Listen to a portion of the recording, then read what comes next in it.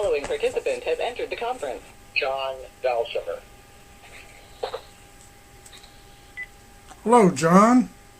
This is Jack Cumming. Hello.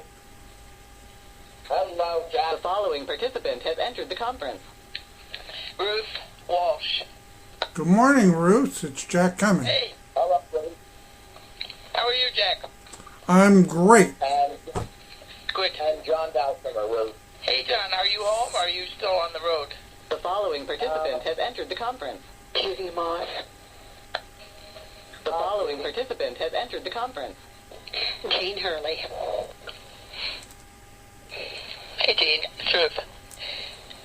Oh, hi, Ruth. It's you and me?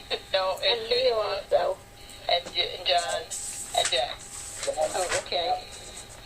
John's in Rocky Mount, North Carolina. Really? Yep. Be home next week sometime. Very good. I hope that the hurricane doesn't get North Carolina, the Outer Banks. I hope you're right.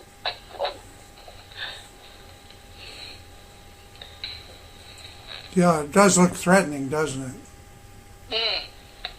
It does look threatening. The following participant has entered the conference. Joe Walton. Good morning, Joe. The participant has entered the conference. Bennett Napier. Good morning. Bennett? Hello. Hello. Good afternoon. Good afternoon. The following participant has entered the conference. Dan Seeger. The following participant has entered the conference. Hello. Hello, this is Pete Straub. Oh, hey, Pete. Hi, Pete. This is Dan. Yep.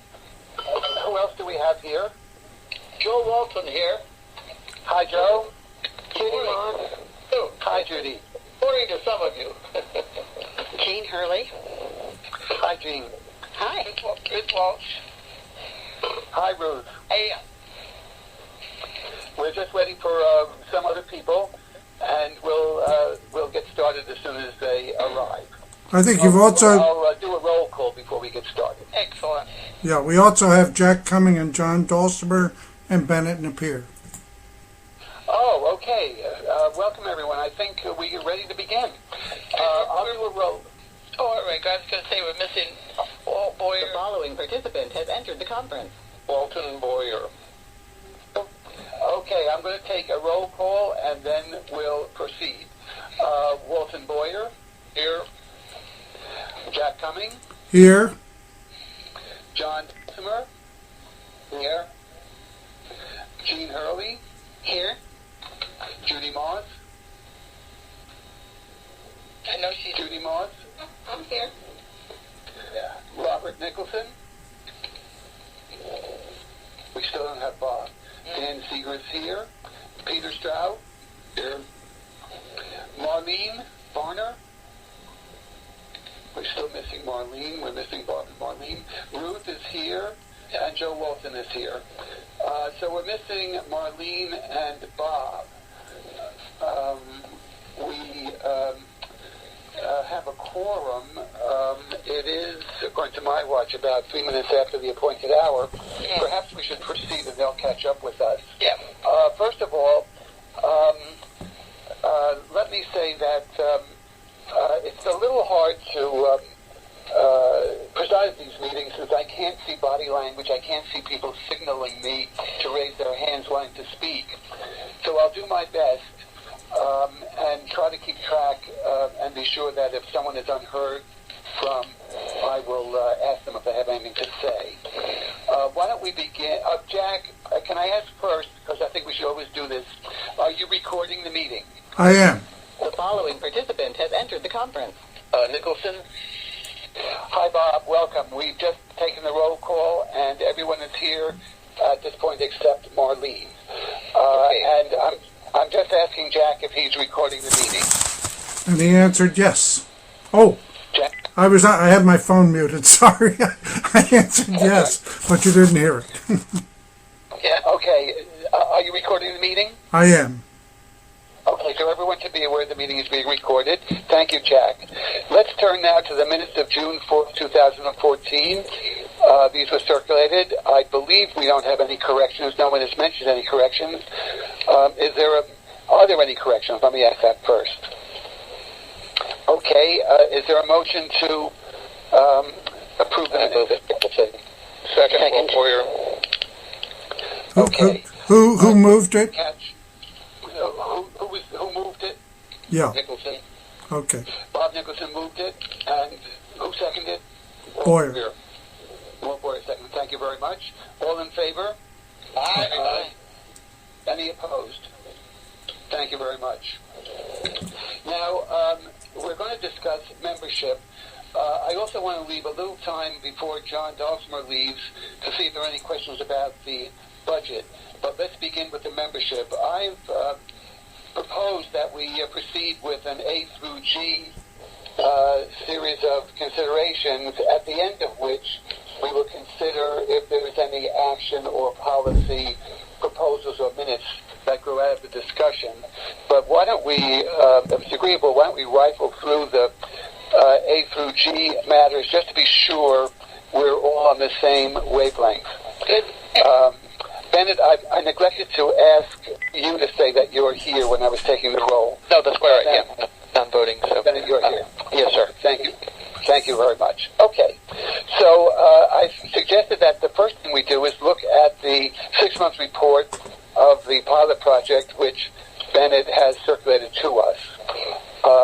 Are there any comments, questions, or anything that we should note about Bennett's report to us?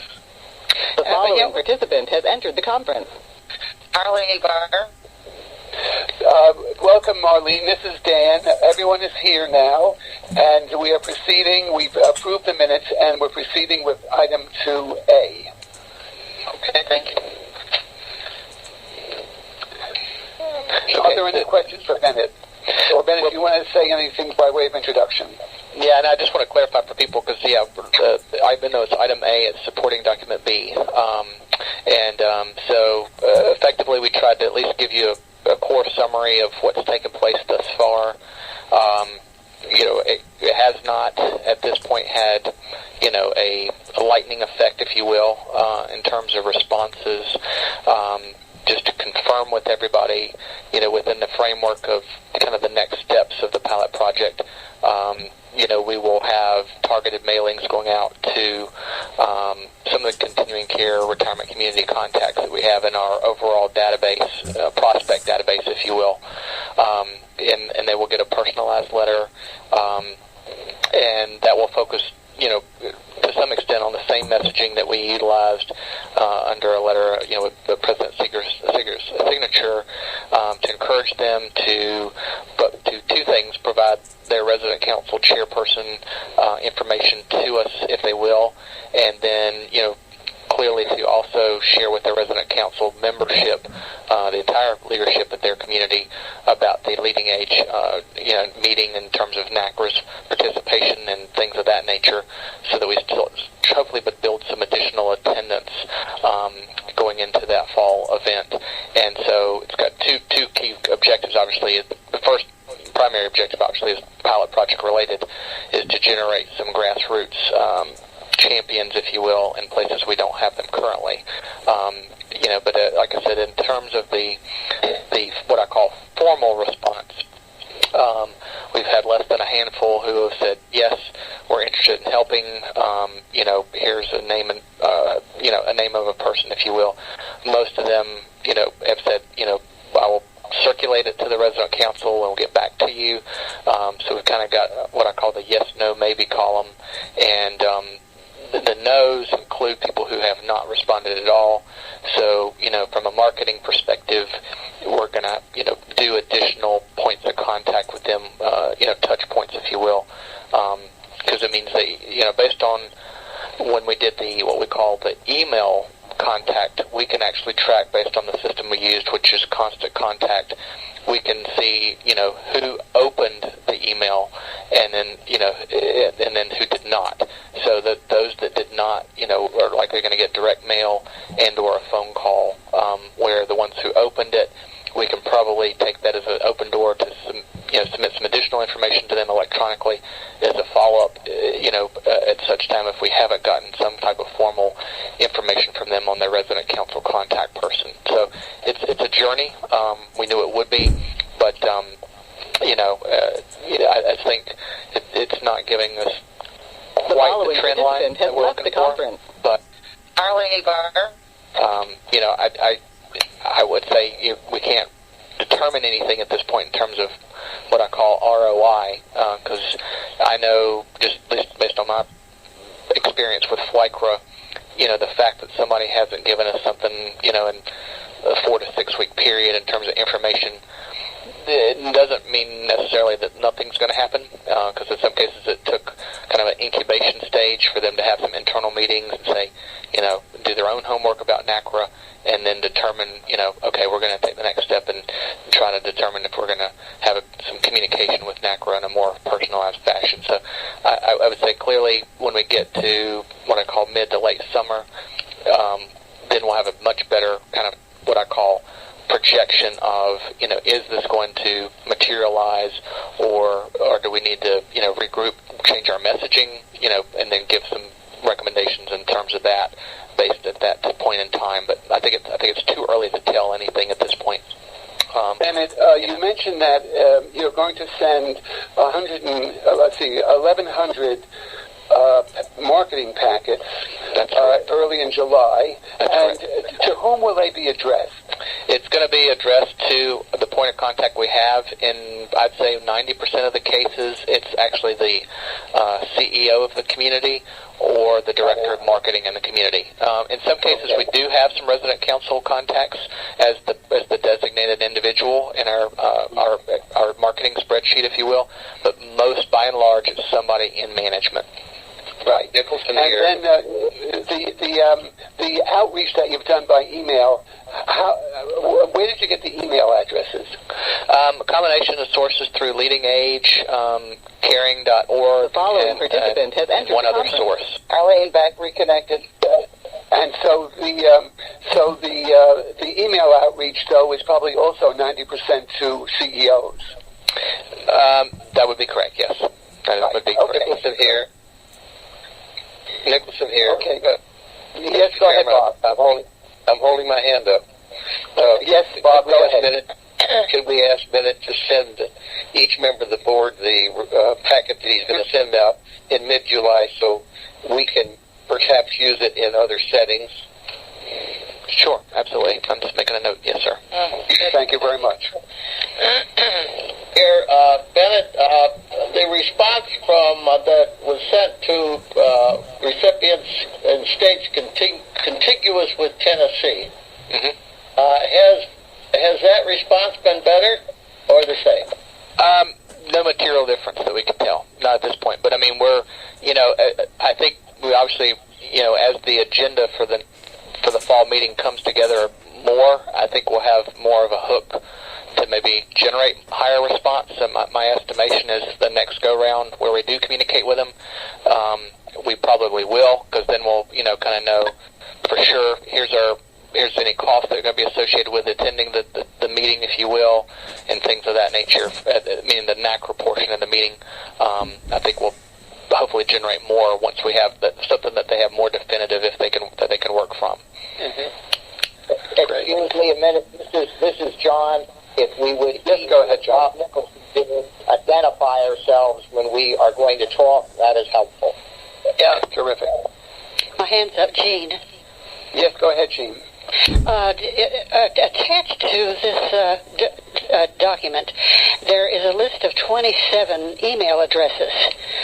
It looks like it's hard to tell whether or not these are individuals or CEOs. I mean, in a few cases, it looks like they might be CEOs because it's the name of the CCRC.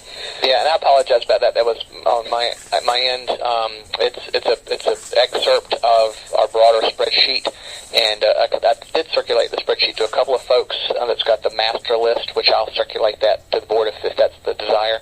But it was not intended to be on this. So the main thing I wanted to make sure is give you that state-by-state census, if you will, of continuing care, so you could kind of see, coming off of our April conference call, when I participated in a conference call, where are the hot prospects, if you will, in terms of concentration. It's Jean again, and there's no way to tell what state these email addresses are coming from.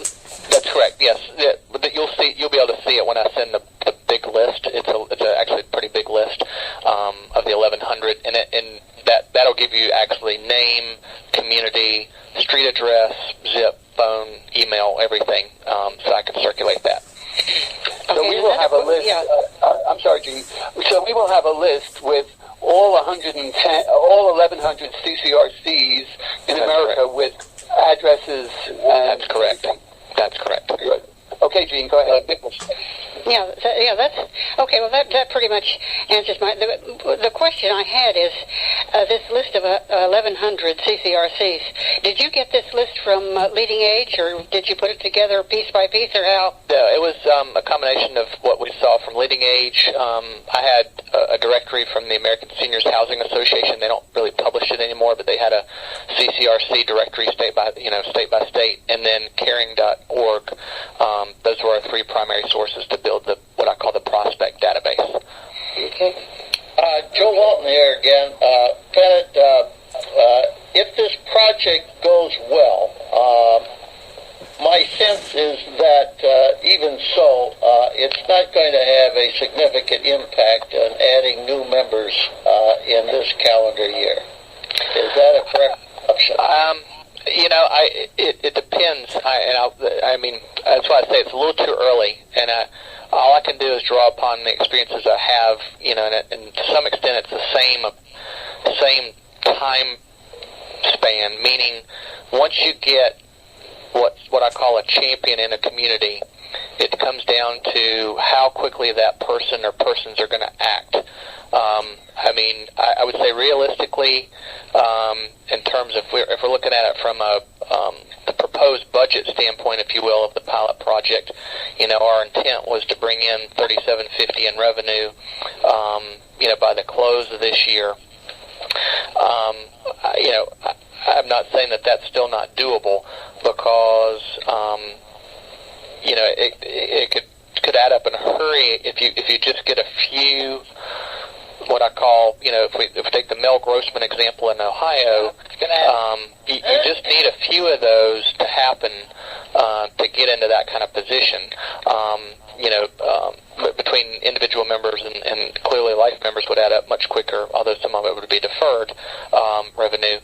I'd say in a normal course of business, if you take the point that somebody steps up and says, yes, I hear what NaCCRA's message is, I believe in the cause, I'm going to do something, you probably realistically would get 5 to 10 members in a 30, 45-day period. That's what I call normal course of business. I'd say probably 1 out of 10 of those times are you going to get somebody that's going to go out like gangbusters and go get, within a 45, 60-day period to go out and recruit, 50-plus members. But it does happen. It's just a matter of, hitting the right person at the right time. So I'm not saying at this point that I don't think we will not be able to hit budget. But Mr. Walton, to your question, I do agree. From a revenue generation standpoint, the lion's share, I would imagine, would be early fourth quarter before we start to see any big numbers coming in. Friends, I'm a little trying to be mindful, try to help the group by remembering the time. I'm wondering if we're ready to move on to asking questions about Project Reach Out. Walt Boyer, could I make one comment? Yes, go ahead, Walt. I'm curious that since these are going mostly to CEOs and marketing people, who traditionally have a somewhat negative point of view towards NaCCRA. I'm wondering whether or not it would be possible to try to get an endorsement from Larry Minix to go along with this letter.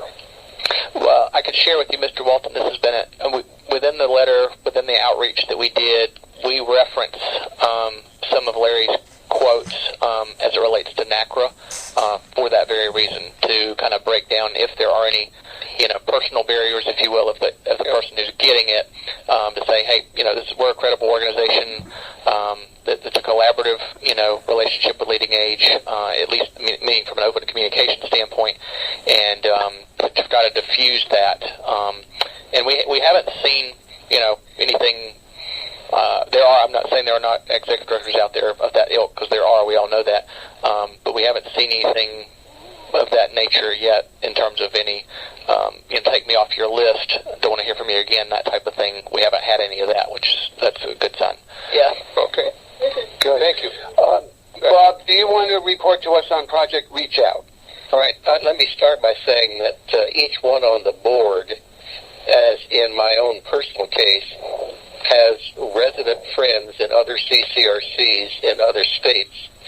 And a part of the reach out is a list of suggestions for us on the board to reach out to friends in CCRCs in other states. And I think if we did that and we found that some CCRC in Lebanon, Ohio was on Bennett's list and we had a friend there, we could activate the interest of the friend that we have to ask the CEO or the resident council person, have you received this? We understand there's been an overture. So that's one way to kind of approach it from within the community to try to get a better response. But in terms of Project Reach Out, we really only have about 3 inquiries. It's going very slow.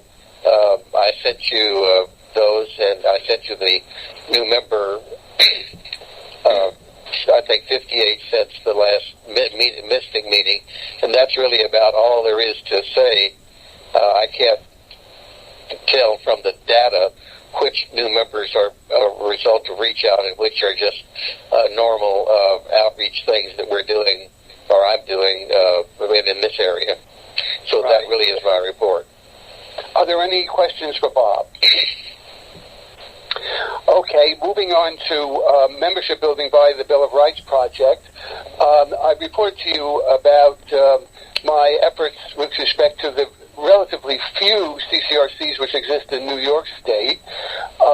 By and large, my outreach has produced nothing in terms of response. That is, I reached out to relatively anonymous people, presidents of residents associations at these 11 institutions, and I really haven't gotten any response. I've gotten a lot of response to the Bill of Rights project from existing members, but that isn't building membership. That's just getting existing members activated. That's been going rather well. But in terms of new members, it hasn't been that productive. The one thing that did occur is that a friend of mine is in a distressed CCRC, as it turns out, in Port Washington, New York. And she reached out to me through my friends, through our mutual friends. And so she is now, in a sense, activated in New York State, one community out of 11. And she seems to be committed to building a NaCCRA chapter in that stressed CCRC. But so far, my outreach hasn't produced new members. Now, I had planned to do the same thing I did to New York State in another state with many, many more CCRCs than New York State, but I just haven't found the time to do that yet. But I will persist and pick another state which has many more CCRCs, do the same kind of outreach, and see if it produces any result. So that's the report on membership building by the Bill of Rights project. I wonder if there are any questions. What state is that? This is Jack Cumming. What state are you focusing on? I haven't decided. I'd welcome suggestions. I'm assuming I should avoid Illinois and Ohio because there are things going on there that I don't want to rock the boat with respect to them.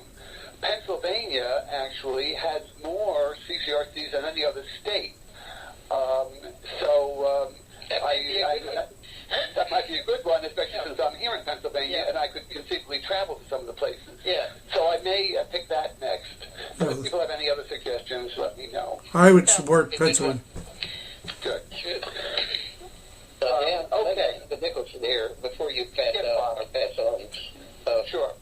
We have a backlog of former officers. Like I had a predecessor whose name I can't remember now in Connecticut. We've got our former political affairs person in Pennsylvania. Is there any way Julia Hicks, right? Julia Hicks, I mean, could we tap into some of those former officers to help us either with, your rights project or what Bennett's doing? Right. I think that's a good idea. Al LeBlanc, people. We could get former board members, and I guess that would involve getting a list. Since I'm relatively new, getting a list of former board members and using them for outreach. I'd be very willing to do that. Yes. You can get most of them out of Lifeline. Okay. That's a good idea, Marlene. Thank you. Yeah, I think that's a great idea. And Bob, if you'd be willing to make phone calls to those people and tell them what we're doing and ask I think that's the way to contact them. Well, I think if Dan will get the list together, I'll make the phone calls. That's great. And then, Bennett, I hope you'll get us the package so I can inquire. Say we're doing this very imaginative, powerful marketing thing, and we'd like to send you a packet that you can use in your area. Okay, sure will. Okay, great. Okay, now the chapter formation initiative. Jack, do you want to talk about that? Sure. Just a brief history. This started with a question that Ruth asked when we were, when she was first entering her presidency. She asked, how did Florida build its membership from 800 members to 13,000? And so we tried looking into that, and that resulted in our getting involved with Bennett in a meeting in Charlie Paulk's apartment in January 2011. And the intent was to follow the FLICRA model. From the beginning, however, the board hesitated and was reluctant particularly to include the rebate concept that is central to the Florida model. But finally, after several years of hesitation, they authorized a bare bones approach. So that's what we've been doing. Our approach has been very expedient in that when people reach out to us for expertise, as we respond, we also encourage them to then think about forming a chapter in their community. The hope is that those people will then become champions for NaCCRA in their own community, because people in the community respond to a resident they eat dinner with every night, and that works rather well. And we've had a couple of successes which have been encouraging, and I believe that in Florida that was a very successful model. So that's where we are at this point. It's sort of a stripped down version of what worked in Florida.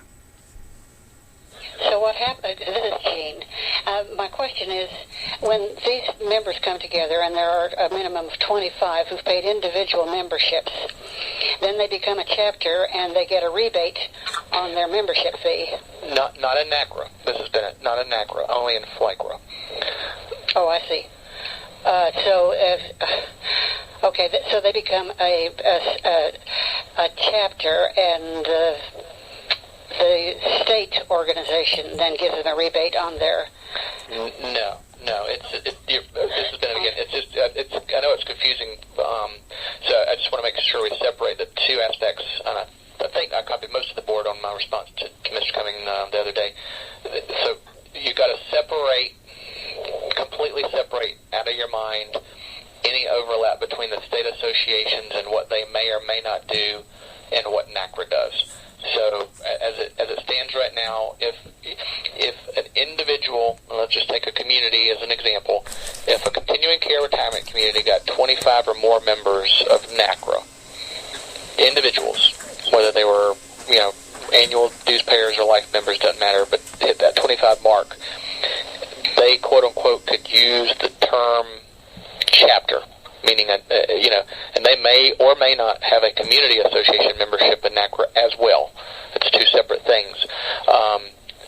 So as it stands now, there is no residual income, if you will, that goes back in any way, shape, or form, indirectly or directly from NaCCRA. and to my knowledge, I mean, I know we've got other state representatives on the phone.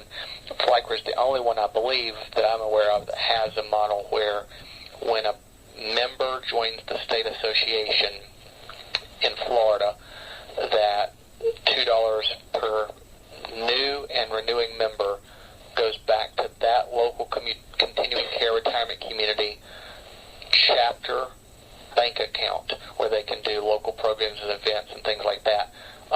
And so, to Mr. Cummings' broader point, that we believe that that's what allowed, in many cases, for FLICRA to flourish, because it gave them something to work with, where it wasn't out of pocket for volunteers.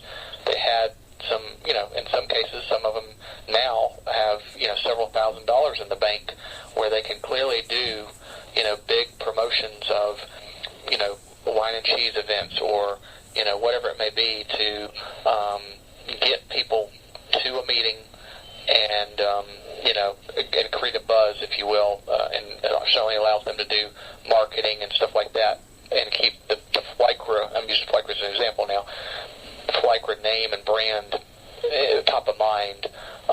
Some do it better than others, but at least they have some money to work from or work with. Okay, I just want to... Gene, do you want to finish up? Go ahead. Yeah. Gene, go ahead.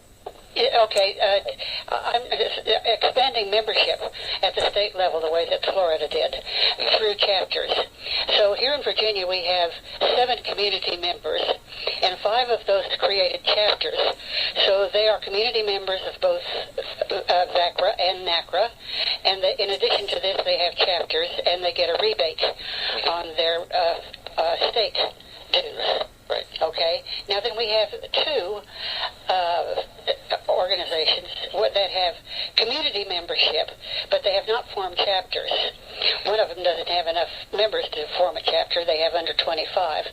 And here at Westminster Canterbury, we have about 140 members, but we have not formed a chapter because our Residents Association sponsors us, and we are a committee in the Residents Association. Now, I'm trying to think how we could promote membership in Virginia through selling the idea of creating a chapter, because we just don't have any CCRCs that have anything like, or beginning to, like 25. We have individuals who join VACRA, but their community hasn't joined, and they don't have 25 members there. They might have 9 or 10. So I'm wondering if I could make a suggestion. I'm trying to help the group here. The whole issue of these different ways of forming chapters, forming state associations, forming community associations is, to some of us, at least to me, very Byzantine and confusing. We have underway a bylaws. All this stuff is mentioned in the bylaws. We have underway a bylaws revision. I'm wondering if we should, as a group, decide that we're going to think through this, you might say, local to regional to local to community to regional to state to national structure. We're going to think that through in connection with our bylaws revision and try to come up with some streamlined, easy to understand way where there can be a sympathetic vibration between local organizing and NaCCRA organizing, with some fund transfers if necessary.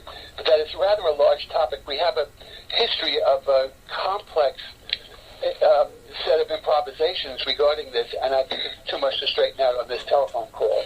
So I'm wondering if we can fold that into the bylaws revision and, for the moment, assume that what Jack has described to us is what is happening for the time being.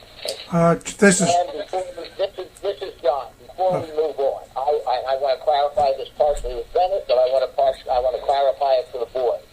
Go ahead. We have a designation of revenue of state associations from which we, for the 5 months ended May 31, we got $1,000. I'm assuming, Bennett, correct me if I'm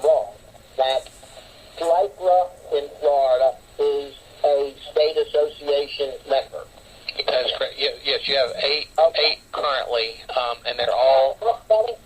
Bennett, don't confuse things. Okay. It is a state association, and we have $1,000, regardless of who it came from. We also have community members, and I know that John Knott's Village of Florida, NaCCRA chapter, is a member of NaCCRA, and we got $2,000. And I'm assuming that John Knott's Village, whatever the amount was, is part of that $2,000. Okay. Diane and I, and not 25, and a few other people from John Knott's Village are individual members. Okay. If we set up, and I agree with Dan's basic suggestion, if we had something called chapter members, and there were 25 individuals at John Knott's Village, they could say, we want to be a chapter of NaCCRA, and we would join at whatever the board decided to do with this. So I think, the state associations, community associations, and individuals, I hope we agree, and we've got a total of about $9,500 in income from those three sources. If we had, Dan's right, it probably should be a discussion by the bylaws committee eventually. If we want to have chapters, we would have to have another level of membership. This is Jack. Can I jump in at some point? Yeah, go ahead, Jack. I'm done. I just wanted to make sure that I was understanding it, and hopefully it helped the board looking at the financial statements too. John and Dan, I think you're both have come along since we discussed the bylaws the last time. This was covered pretty considerably in the bylaws discussion. I'm not sure, it's not prohibited in the bylaws to do what worked in FLICRA. And although Dan finds it Byzantine, it seems to work in FLICRA. And I think following success is always a good pattern. So I would hesitate to just say that this is too complex for anybody and we can't do it because it's complex and we're going to just drift along and hope that things go well, because that hasn't been working very well for us over these past few years. I think we do need to take a close look at this, and I think we need to have a group that discusses it so that the senior officers do understand the concept and do understand exactly how it works and can get through whether it's too Byzantine or whether there's a simpler way or whether the model that's been successful in Florida is something that could be successful on a larger stage. Joe Walton here. Jack, I have a question. Is the direction you're proposing endorsed by our state association members? Well, that's been your objection from the beginning. You've said that we can only proceed if all states approve and Congress does. Hold on a second, please. Let me respond. Since CONCRA doesn't provide dues, doesn't have dues except at the community level, we understand that CONCRA would likely not be part of this. But and I consider that unfortunate. But I don't think that should serve as a veto on our nationwide development project. How about the other state associations? I think you... This is John. Now, wait, Bob. Dan is correct. It's too complicated to solve this on the phone call. What we need is someone, and if Judy accepts for the bylaws committee, somebody's got to write a draft and say, this is a possibility, and circulate it, and then we can discuss it. We can't do it by phone call. I agree.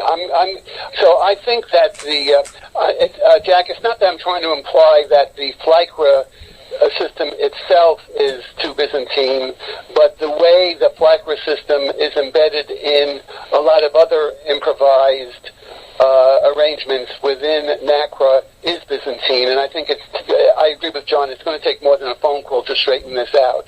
So I think we can certainly. Yes, John. Since I'm in Florida, and obviously I've had a lot of good contact with Bennett for the last 8 years, if it's acceptable, and it's going to take me a couple months, I will try to write a draft of some way we could incorporate chapters, and which would produce money for us as treasurer. I'm very interested in that. Great. And I think, this is Ruth here. I think we all need to be able to understand the function of a chapter. How does it function, and what's the purpose of it? And so, if we can discuss that, so we can understand. I will include all that in a draft. I will run it by many people related to the board, because he's obviously very familiar with it. Yeah. That would be great, John. Thank you very much for volunteering to do that. I'm assuming there are no objections to John's volunteer offer. And again, that will relate to the bylaws in some way. But John, if you can go ahead with that drafting, that would be great. Dan? Just in order to... Yes? Who was that? That was Jack. Since I've been articulating this for the past 3 years, I'd like to be included in John's effort. This has been there. We have many reports that have gone to the board in the past. I can share them, but I think that the experience of the past in trying to adapt this to NaCCRA is also relevant, and I would hate to have us start fresh when we have 3 years experience with the issue. John, do you feel comfortable working with Jack? Jack, I would have called you because based upon your earlier comments, I will call you anyway and to find out what's been discussed. You're 100% correct. Okay. Terrific. That's great. Okay, let's work together on it. Jack, I'm moving now to item E. Jack, are you the expert on developments in Ohio and Illinois? Yes. Well, I've corresponded with somebody in Illinois that somebody else started the correspondence with. I've been the main correspondent for the Ohio developments. That's a direct outgrowth of this chapter initiative, and it seems to be working. It's brought us membership there, so and it's brought us a presence. I think it may also, as a result of your contact with Connie in Port Washington, it may also bear fruit in New York. At least her response has been very promising. So I just don't want to. I hope we don't shut this down when this is what's working.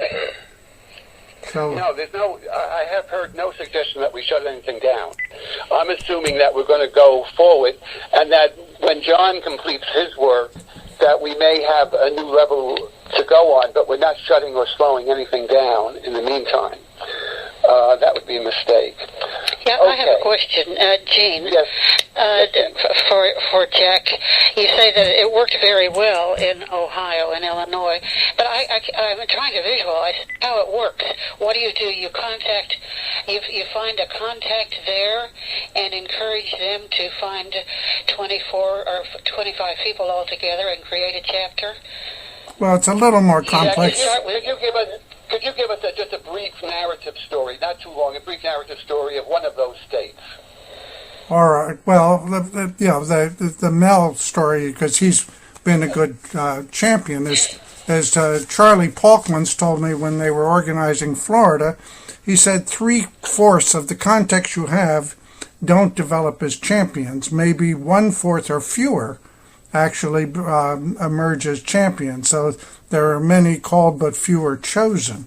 However, what happened there was we said, why don't we start neutrally? And you don't want the group to appear to be a hostily activist group. So let's start neutrally with educational sessions that the champion can organize in their CCRC, and we gave them materials to do that. And around that, identify Mel as a champion. And Mel is a champion, and how did you identify him? How did you find him? He wrote to Bennett looking for help because they have unsold, same as at Meadow Lake in Texas, they have unsold units there because they overbuilt. So when people are entitled to refunds on a unit, the provider sells first the ones that don't have a refund because they want to get the cash flow because they're having cash flow problems. And that has... The long and short of it is that Mel stepped forward the way Connie Maselli stepped forward because he was stressed about something. Exactly. And the way Jennifer's a hybrid because she started just as a friend of NaCCRA, and now she's become one of these people who I like that word stressed. They're stressed. Yeah, they're stressed. Okay. So one of the ways we identify champions is people who are under the weight of a problem. Okay, so proceed, Jack. I didn't mean to interrupt. Well, that's it. From that base, as soon as the residents saw that this was to be a constructive operation instead of just, activists wanting to be important and rail against the status quo, they joined. And it's taken off from there, and now he's reaching out to other communities, and he's getting the usual resistance that we get, but he's beginning to make some headway with them. And so from that small base, we hope it'll grow. I should mention quickly that Bennett was the genius who came up with this idea in the first place, and Bennett is the one who really built FLYCRA. So we're very fortunate to have Bennett on our team and working with us, and he may have more insights than what I just gave you. Yeah. But as far as I understand, let me just interrupt. As far as I understand the situation with Mel, he is activated and he has gotten a core group together in his own community. He is reaching out to other communities the way I reached out to people in New York. And we don't know yet whether his reaching out to cold contacts is going to be any more productive than our reaching out to cold contacts. We don't know that yet. That's very true. Also, he shows one of the challenges that we face as an older group. He just spent a week in the hospital with a severe bout of congestive heart failure. I think a lot of us know how that is. And so right now his energy is pretty sapped until he gets his Lasix in balance.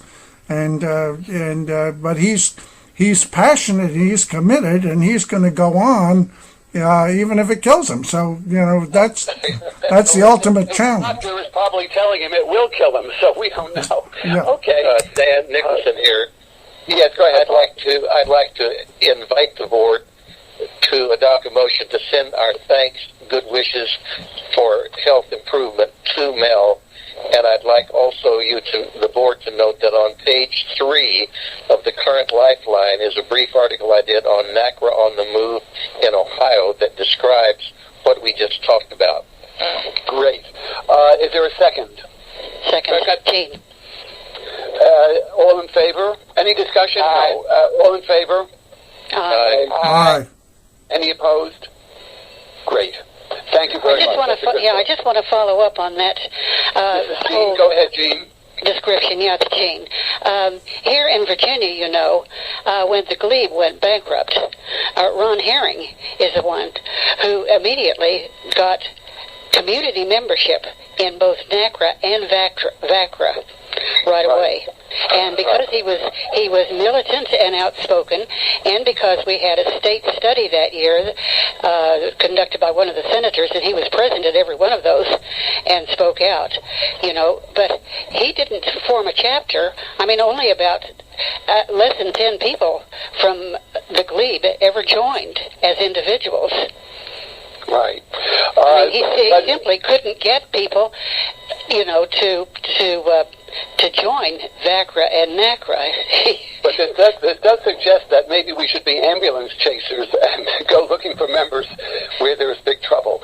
Anyway, thank you, Gene. That's great. Now, I'm moving on to F. Joe, you're the expert on F.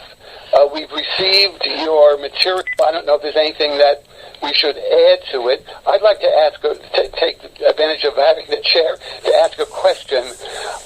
If NaCCRA were to collaborate with a business like Cigna, thank you, like Cigna, how would Cigna be able to reach out to people by any other way than word of mouth, the way we're doing now? How does that make us reach more people? Well, Cigna has vast resources in marketing to identify, obtain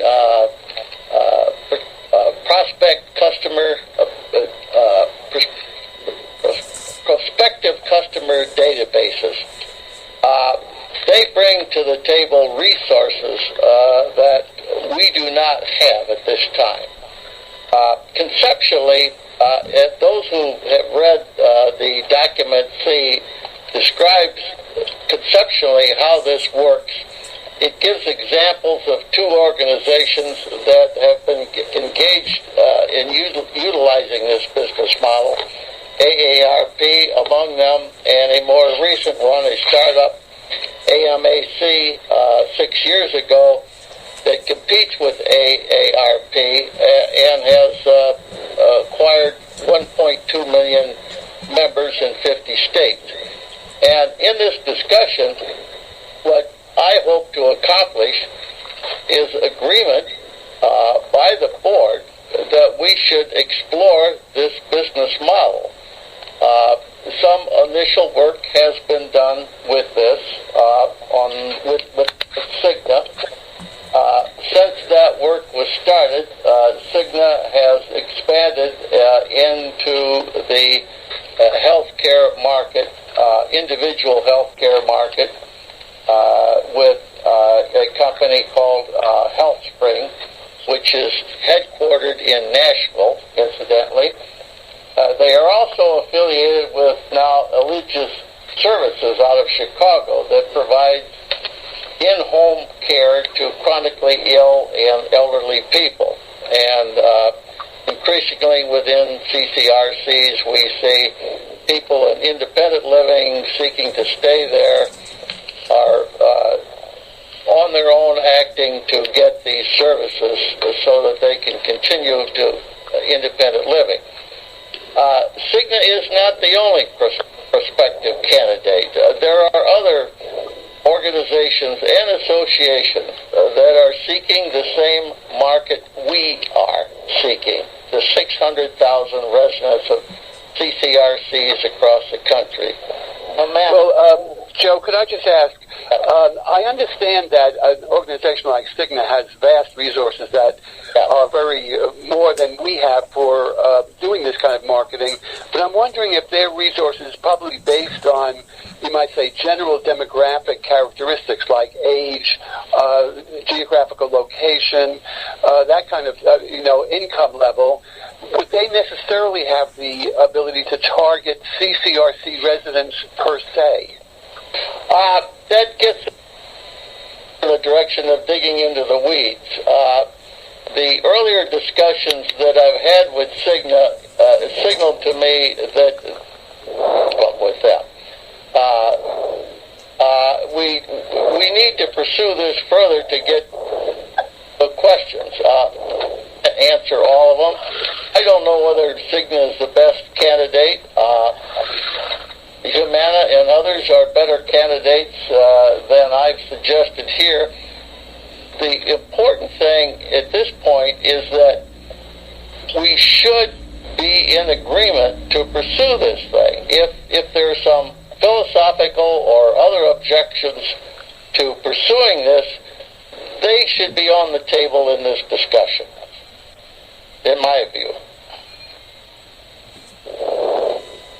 Other comments? Now, Gene here, the question I have is, AARP offers automobile insurance and health insurance, different kinds of insurance policies. And the Knights of Columbus, you join the Knights of Columbus, and they make available some policies for life insurance. And is that what he has in mind, that NaCCRA would make available some kind of insurance policy to its members? Yes. The following participant has left the conference. Ruth Walsh. Conceptually, NaCCRA would act to provide value-added services to residents in CCRCs that choose to join our organization. That's conceptually what it's all about. And it may involve partnerships with more than one organization. And it may involve partnerships with organizations other than insurance companies. There's an organization right here in Connecticut, Retirement Living Information Center. they are engaged in helping residents across the country who are prospective members of CCRCs who have an interest in finding a CCRC that meets their needs. You know, that segment of the population represents The following participant has entered the conference. Oh, I got cut off. That segment of the population represents prospective members of NaCCRA. So, you know, again, I urge you to think of this conceptually and then answer the question, is this something that we should or should not pursue? Let me ask this. I have another question myself, Joe. When AARP and an insurance company sort of get together, is the insurance company interested in AARP because AARP offers them access to a constituency who might be customers, or does the insurance company somehow give AARP members? It seems to me that it's not the insurance company who builds up the membership of AARP, it's AARP who provides the insurance company with a potential of customers. Probably, you know, so I don't see how it is a membership growth possibility. Yeah, These collaborations work for mutual benefit. If they did not work for mutual benefit, they would not thrive. This is Jack. The mutual benefit may be income to the organization, not necessarily membership growth. Jack, when you get a chance? Yes, go ahead, Jack. Okay. AARP was founded by the Colonial Penn Life Insurance Company to allow it to escape the strictures of selling individual insurance by creating a group to whom it could issue a group policy, which then they provided insurance. So it was formed to sell insurance, and of course Colonial Penn, wanting more customers, did grow the membership. Eventually, the purpose of the organization emerged, but it has always remained principally dependent on the income from commissions that the AARP receives from the sale of insurance. And that raises questions of organizational integrity. We've been very careful to preserve our integrity as an organization committed to serving our membership. Now, that could be done with an organization like Cigna. And when we talked with Cigna, we had a proposal that would have been very beneficial to our membership, and that could have fit. Cigna was uniquely positioned to possibly pursue that, but they were reluctant to do it because they found they had the impression that we might have 50,000 members. When they found we had 1,000, they only became interested in selling fringe benefits like eyeglasses and the like, and the whole thing kind of they've stayed in touch with us. They honor Joe. Joe's a retired Cigna employee. He knows their skill. But this is something that we might want to approach very carefully. And Dan has talked about a reluctance that we be seen as commercial. I think that that's probably a desirable thing, although I don't see harm in talking about value, but that's another matter. But we should avoid appearing that NaCCRA is no more than an exploitative business seeking to take advantage of elderly people. Right. Yes. Well, it's my sense. Let me, Joe, if I could speak again myself. The prospect looks a little more complicated than we are enough developed to be able to digest well, if you know what I mean, to handle well. I'm wondering if it's agreeable to people that we keep this opportunity in view, but assume that it might become more germane in 2 or 3 years when NaCCRA is at a different place. If that's a motion, I'll second it. This is Jack. Well, Okay, I don't know if the chair can make a motion. Get Jack's motion. I would like to. John, I would make Dan's motion.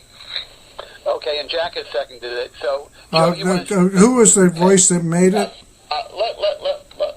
Let me speak to that. In my opinion, the present plans that we have in place increase our membership will produce only a very small number if they all work out successfully. Perhaps now we may increase NaCCRA's membership, individual membership, to a figure of around 4,000 or 5,000, maybe 6 at the best. Now, given the potential for the market, 600,000 today, if we're happy with that and willing to let it go, keep our plan focused on maybe at best having 5,000, 6,000 individual members 5 years from now, rather than the 1,000 that we have today, then that's the course that we need to take, if that's the majority feeling on this.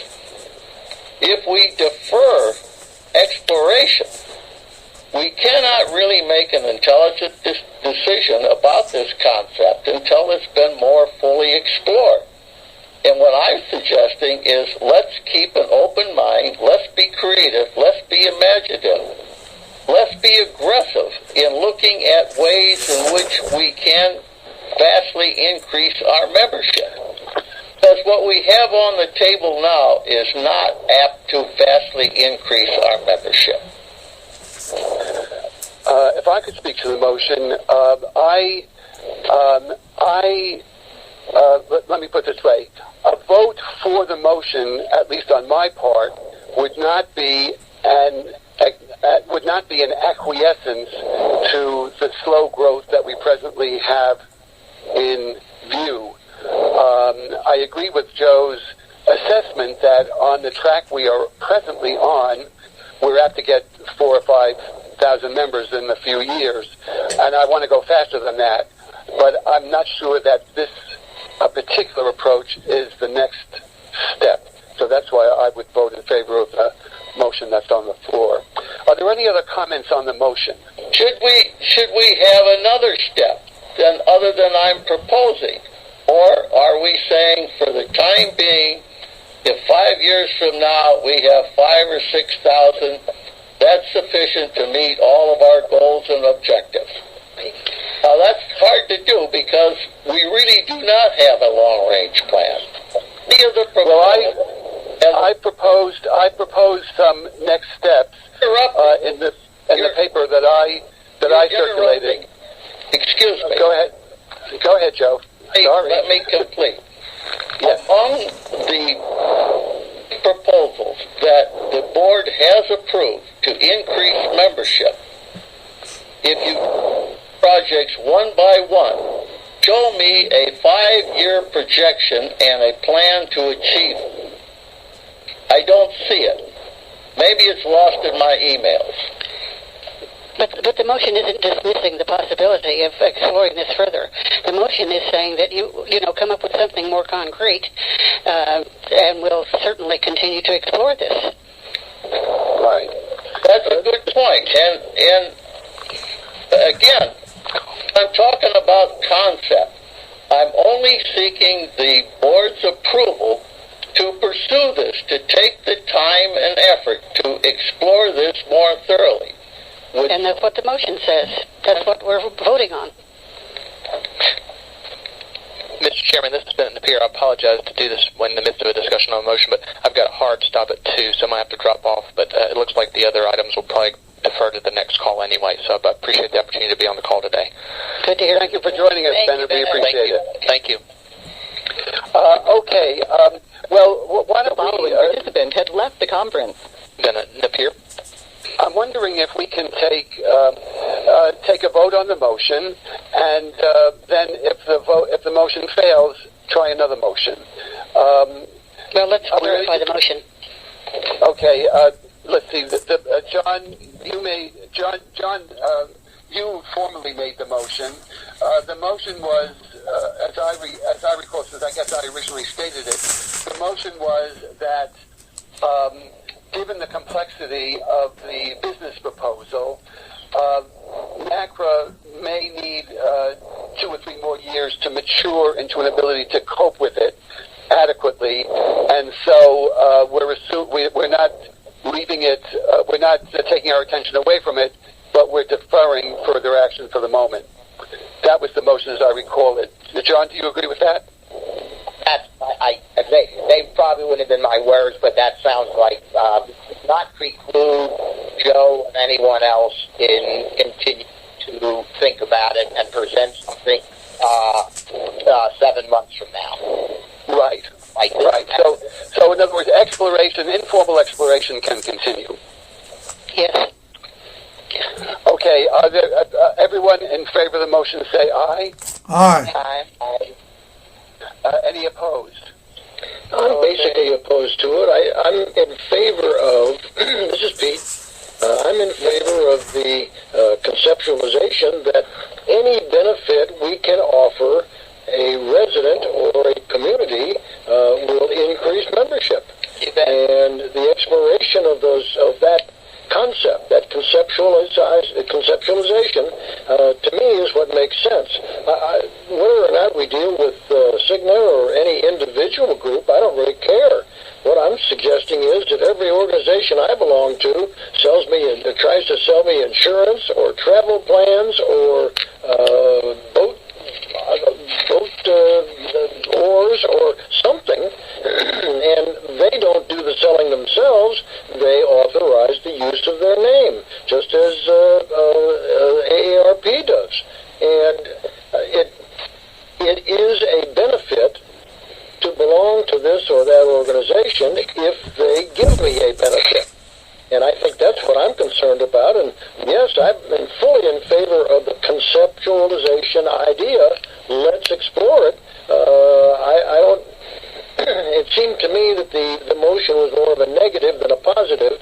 And so my feeling is that we ought to agree to explore this more fully and authorize anyone and everybody to do so. And I'm opposed to the motion because, in my opinion, it's a vote for slow growth, a very cautious approach, very dangerous approach, in my opinion. Okay. Pete, did you vote for or against the motion? And I agree with the statement just made. Slow growth doesn't do it. Okay, this is Jack. Well, you're right. I voted negative also, and I agree with that. I think both AARP and AMAC were started by insurance companies. We don't have that advantage right now. I think we need to find some organization, insurance company or some other organization that can be enthusiastic for us and support us and go for them. And I believe we should allow Joe to proceed and work as hard as he can on this project. Try to find some company that's willing to be our mentor and sponsor. Okay, this is Jack. I've heard, friends, I'm trying to, let me try to just get the procedure straightened out. I've heard that 3 people voted against the motion. Is there anyone else who voted against the motion? The motion may have failed. I just don't know. This is Jack. Bob, I mean, I think we're spending a lot of time when we say, Joe, if you've got a good idea, put it together and put it before us, and let's get on with it. Yep. I'm sitting around here, and we need to be growing, and talking about 5 years, it's going to get it. Let's just say the motion means, it's okay, Joe, go ahead, we welcome and appreciate what you're doing, make a proposal. Right.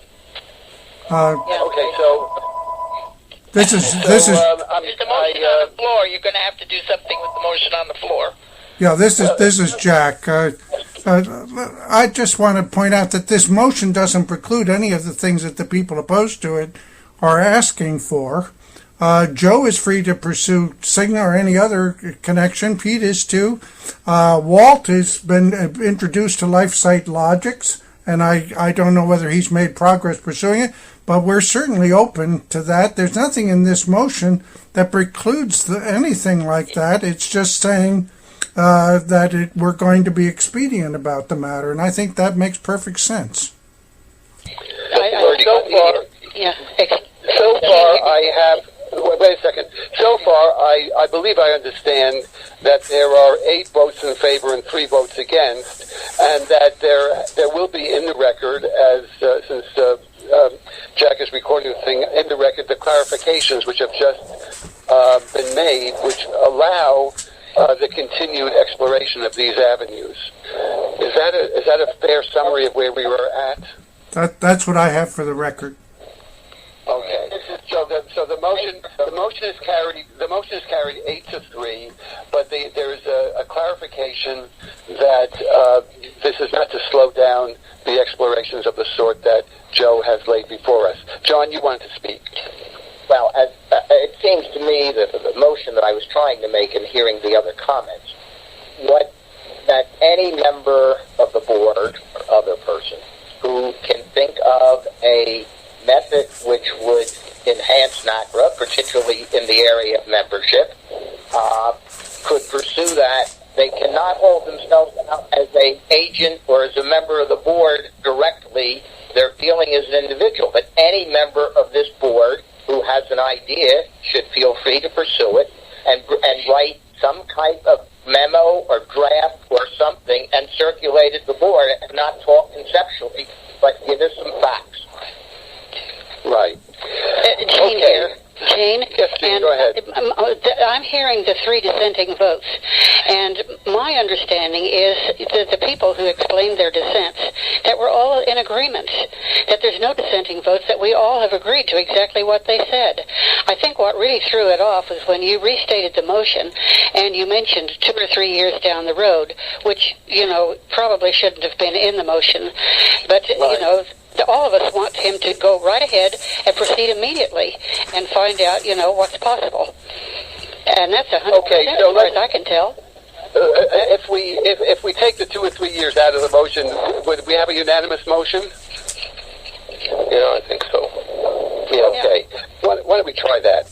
Jack, do you mind doing that, taking that 3-year thing out? Yeah, I think I can. The motion, I'm happy to withdraw those votes. Yeah, I think I can craft something. Handle this. Yeah. I think we all understand where we are, and I think Jack, when he makes the minute, will be able to figure this out to our satisfaction. If not, we can correct the minutes. But I think The following participant has left the conference. Alain back reconnected. Okay. Now, so we've gotten through F. We're now at G, and I'm sorry this call is taking longer than I thought it would, but let's quickly do G and then see if there's anything else we want to do. I offered a paper which suggests that our growth may be advanced by liberating ourselves to do more fundraising as a 501c3 organization so that we can gain the resources that are needed to get more membership. In other words, we're relying on membership to produce money. I was sort of turning the tables and saying maybe we should get money to produce membership. The organization is worthless without membership. Money won't do it alone. But the outreach that we need to do in order to get more membership, particularly what I was thinking of, advertising, will simply require more money than we're going to get from dues. And so I analogized our organization to many, many other membership organizations which rely heavily on donations in addition to dues in order to carry out their business. I think that's the main burden of the paper that I offered. So I don't know if there's any comments on that, any reactions or whatever. And I've got to leave here in about 30 seconds. Yes, go ahead. Who is that? Is that Walt? Suggesting. I want to tell you that I am in favor of what you're suggesting, and I would move that we allow you to put a formal proposal together how to do that. And I'll second the motion. Okay, everyone in favor? Yeah. Yes. Any opposed? Good. Okay. Before we, I think, John, I think we finished on the membership thing. Now, Unless anyone Dan? has something more to say. Just before we close the call, if John would say a few words as treasurer. wait, Let me just- Dan? Is there anything more to be said on membership? Yes. Jack. Okay, I have two things. Jack, I've got to interrupt you. I'm sorry, because I've got 3 grandchildren and other family members who have been very good. The following participant has entered the conference. Marlene rejoining the call. Okay, and thank you, John, for participating. And we'll have to wait. We'll have a 6-month treasury report for the next meeting. But I Yes, went that's the same thing. I The sent following out participant has left the conference.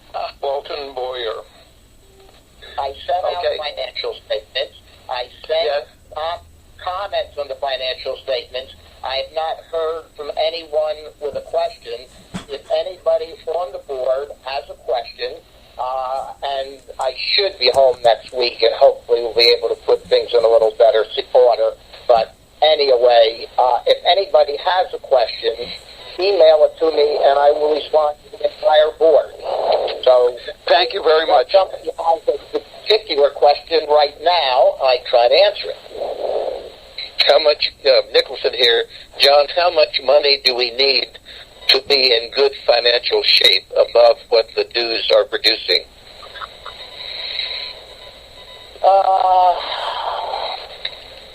Looking at our total budget,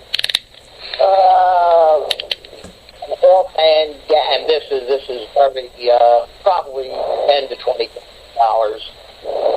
I mean, what I Read want louder. to $10 to $20,000. All right. What Bennett and I did, and this is what I referred to in my memo, we took. It doesn't make sense to divide a budget. For instance, the pilot project, divide the $3,750 in income or expenses by 12. I mean, nothing was going to be spent until May or June. So Bennett and I spread that, and that was my comparison to actual. There are things that can be spread by dividing by 12, but there are many things that can't be. For instance, income from state associations and that type of thing. I will, the next month or so, and hopefully the next month, we'll try to really analyze what our income is, what it's been for the last 3 or 4 years, and present to the board well in advance of our needing to think about a budget for 2015.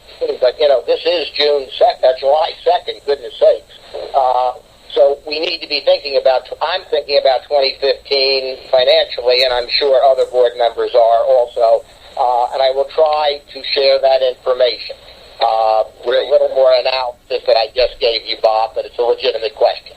Joe Walton here. At the end of the day, John has to determine that, but benefiting from my past experience as treasurer, based on what I've received in revenue and incurred as expenses in 5 months, straight line projection is that we're going to incur a $13,000 deficit in 2014.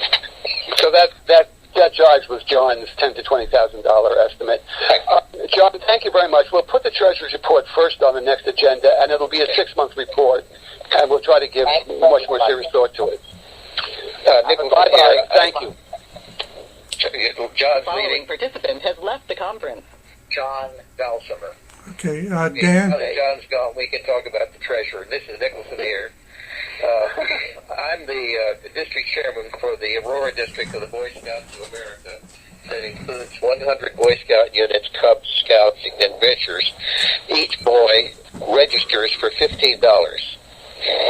We know that the Boy Scout program cannot operate on those individual dues of $15, so it is common practice that every year we have a Friends of Scouting drive to raise money to pay for the overhead of the camp programs, the leadership programs, the literature, and I want to support and say again how wise Dan Seeger's proposal was that we exploit that we are a 501c3 and we need to raise money, and a $20,000 goal for the balance of this year to balance things out and get us out from under the damn cloud of every time we discuss any subject, somebody says, well, we don't have the money to do it.